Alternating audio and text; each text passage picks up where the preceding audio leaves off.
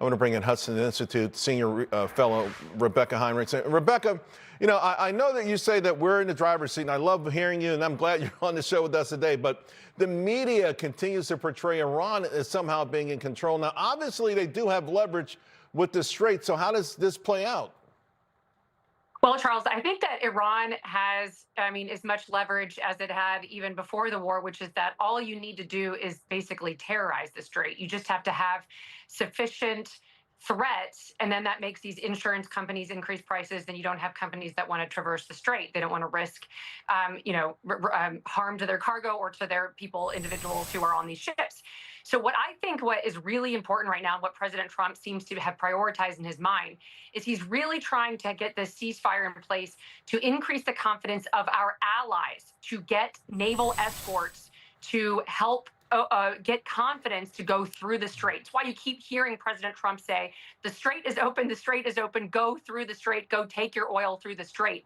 I think that that's going to be the diplomatic priority over the next several days and couple of weeks. That does not mean that there is not going to be some degree of threat coming from Iran. It's just that it's so much lower after the success of Operation Epic Fury, which I think we're just in a pause, Charles. I don't think we're at the total end of hostilities.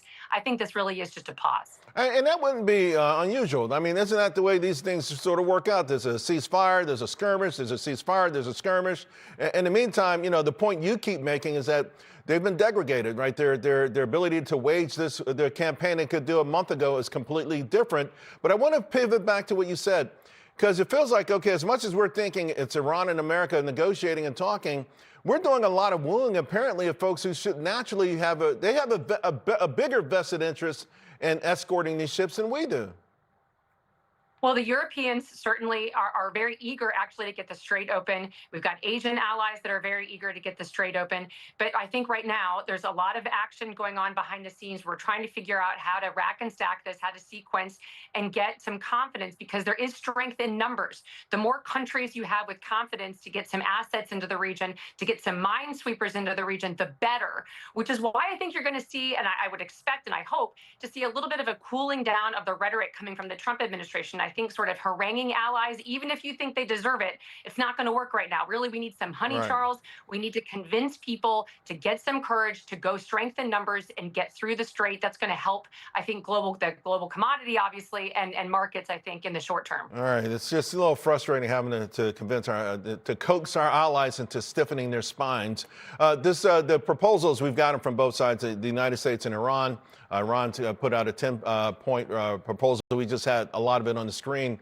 What do you think of that? Because the initial blush is, of course, that they're a million miles apart. But again, anyone who's read Art of the Deal or watched President Trump in action, not surprised maybe the starting points are this far apart.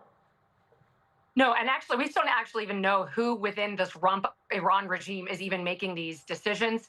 I kind of almost ignore what comes out from this quote unquote Iran regime. I mean, we've taken out their top level leadership of the IRGC, the besieged, the internal repressive force against the Iranian people. So we don't really know who exactly we're talking to. What I think is important is that President Trump hasn't actually backed off his own demands, which is a totally, making sure that the Iranians cannot access their nuclear material, and we're continue to degrade their military. We do not want the Iranians to have this missile force, drone force, and an increased capacity to rebuild. None of that has changed. Right. And last point, Charles, we have not even taken any U.S. forces out of the region, which supposedly the Iranians want us to do. Trump has not said that we're going to even remove a single person at this point. All right, nuclear dust. I'm not familiar with it. What is it, and how do we scoop it up? I think President Trump is talking about the remaining nuclear materials after after Operation Midnight Hammer, when the United States went in and significantly degraded the Iranian nuclear program. There is still dangerous nuclear material, enriched uranium, inside the country. Right now, we do not believe that the Iranians have access to it. I mean, we've taken out their scientists who even knew how to do it. But we want to make sure that they cannot regroup and have access to that. So President Trump keeps talking about the fact that it's still a priority of his to get international inspectors in there at some point and to be able to do some kind of really thorough extraction of any kind of ability for the Iranians to be able to threaten the United States or our allies with nuclear coercion again. And I think that's something everyone should be singing from the same hymn sheet about. Rebeccah, thank you so much. You're great. Appreciate you. Thanks, Charles. All right, folks.